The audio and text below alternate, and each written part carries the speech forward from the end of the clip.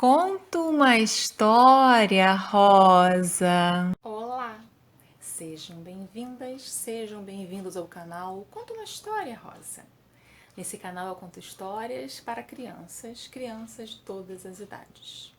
E hoje eu trouxe um livro muito interessante, que é escrito por Ilan Brennan, ilustrado por Ionit Zimmermann. As 14 Pérolas da Índia. Então, esse livro aqui reúne 14 contos indianos que o Ilan Brennan reescreveu, colocando o estilo dele, as palavras dele, mas as histórias que estão aqui, eu vou contar duas, dessa vez vai ser um vídeo e duas histórias, olha só. Então, é com o estilo dele, as palavras dele, mas não são histórias que ele criou. São contos indianos, né, que fazem parte do que a gente chama da tradição oral, que são aquelas histórias que a gente não sabe quem criou, quando foi criada, mas que vai passando de gerações em gerações através dos países, né? São as histórias do folclore de cada país, né, das tradições culturais de cada país.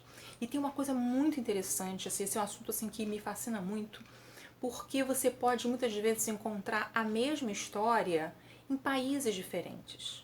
Porque da mesma forma que a gente circula, né, a humanidade viaja, as histórias também viajam.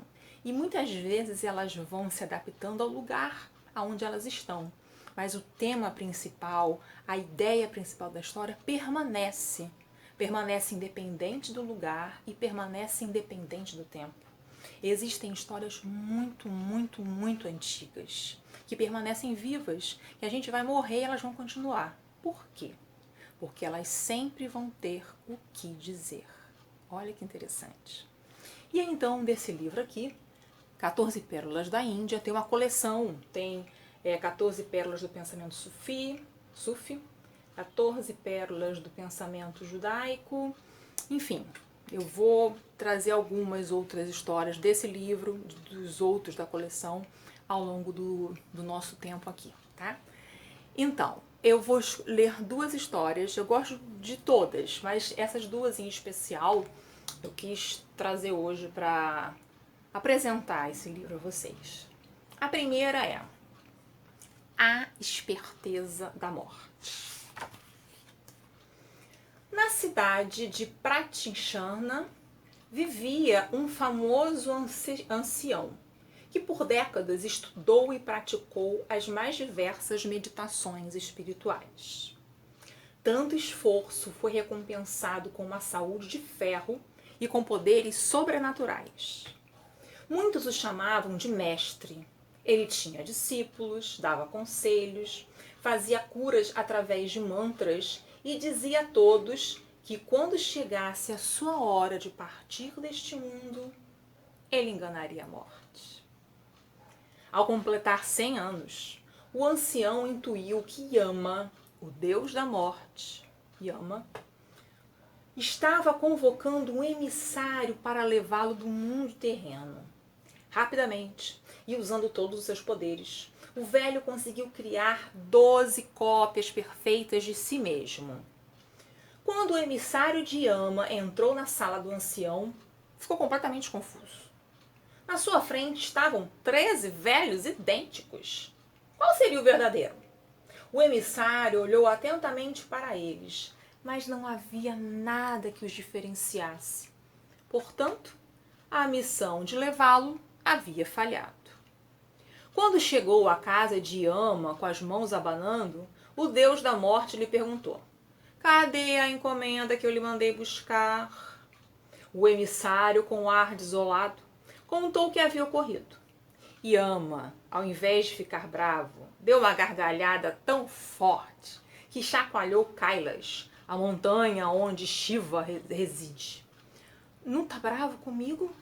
Perguntou o emissário. Não, estou surpreso com a esperteza desse velho. Vem cá. Vem cá, emissária, aproxime-se. Quero lhe dizer ao pé do ouvido o que você deve fazer com esse ancião. Ninguém é mais esperto que a morte, sentenciou Yama. O emissário se aproximou, sentiu um ar gelado percorrer a sua espinha e ouviu o sussurro da morte. Quando Yama terminou de falar, o emissário estava com um sorriso estampado no rosto.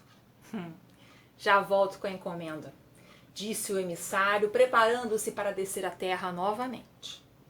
Em Pratchana, o ancião novamente pressentiu a chegada da morte. E como se já não havia passado muito tempo desde a última visita, lá estavam suas 12 cópias perfiladas, uma ao lado da outra. Ele se encaixou entre elas e aguardou. Dali a pouco, lá estava o emissário pela segunda vez na frente de 13 velhos idênticos.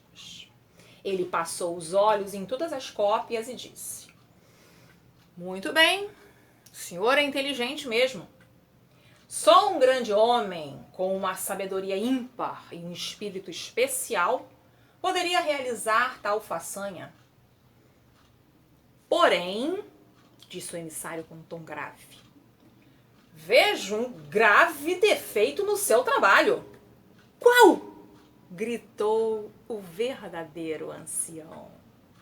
O emissário riu e respondeu: a vaidade. Sempre a vaidade. Yama tinha razão. Depois de algum tempo, Yama recebeu sua encomenda. Olhe que interessante, a vaidade, sempre a vaidade. O interessante nessa história que eu achei, vocês podem perceber outra coisa que eu não percebi, né? Outras coisas que eu não tenha percebido. É que aqui fala da vaidade, né? Mas diferentemente daquela que a gente está acostumada a criticar, que é a vaidade física, né? A pessoa é vaidosa, quer sempre estar linda, só vê o externo, né? Só vê a casca no interior. E esse ancião aqui, ele era reconhecido como um mestre, né? Era reconhecido pelos seus poderes sobrenaturais, pelos conselhos que dava. E do que ele era vaidoso? Era vaidoso exatamente de tudo isso. Do seu saber, da sua bondade, do reconhecimento que tinha, né? É uma coisa que me lembra uma expressão que está muito na moda agora, do querer biscoito, né? O biscoiteiro, que faz coisas boas para as pessoas elogiarem. E que por mais que ele nem fale nada, né? Que ele fique na dele, mas lá no fundo a vaidade vai crescendo, né? Então a vaidade do ancião, do mestre, não era por questões de beleza, mas era por toda a bondade, por toda a sabedoria, por tudo que ele era. E isso era bom, mas estava presente a vaidade ali também. E foi aí que Yama, o deus da morte, pegou a vaidade, sempre a vaidade. E a segunda história também é muito interessante. O mestre, o aluno e o elefante. Eu não sei se eu mostrei pra vocês, aqui a ilustração acho que eu não mostrei. Olha que lindo aqui as perninhas dos seguidores, né? Do ancião. E o ancião tão sábio e tão vaidoso. Então, o mestre, o aluno e o elefante. Deixa eu mostrar logo a ilustração antes que eu esqueça, que elas são belíssimas. No famoso ashram, lugar onde os mestres ensinavam seus alunos, um discípulo muito curioso e atrapalhado perguntou ao professor: onde Deus mora? O mestre respirou fundo e respondeu: tudo que existe é Deus. O aluno terminou de ouvir os ensinamentos do professor, levantou-se do chão, abriu a porta da sala e foi-se embora. No caminho para casa, ele foi pensando na frase: tudo que existe é Deus. Tudo que existe é Deus. Com a frase ainda ricocheteando em seu cérebro, o aluno viu ao longe um elefante que se aproximava em alta velocidade e começou a falar: bem, se o mestre tem razão, eu sou Deus. O elefante também é Deus, Portanto, não posso temer a mim mesmo. Então ele decidiu que não sairia da trajetória do elefante. O condutor do animal, vendo o aluno parado como um poste no meio do caminho, começou a gritar: "Sai daí! Você vai ser atropelado! Sai!"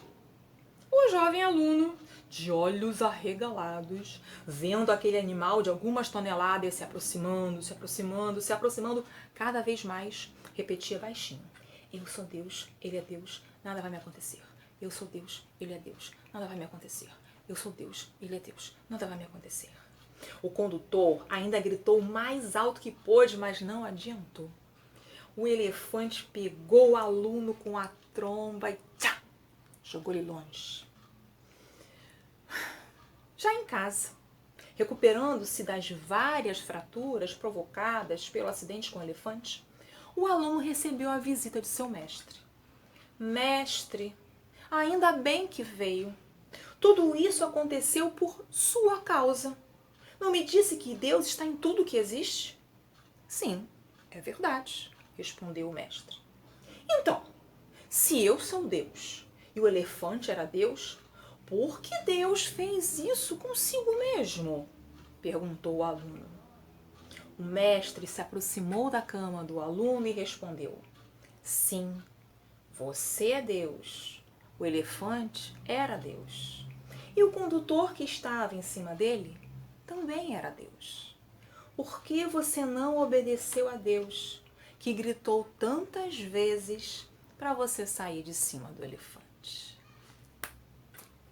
Quantas vezes as coisas estão na nossa cara, gritando, e a gente não vê e não ouve, não é?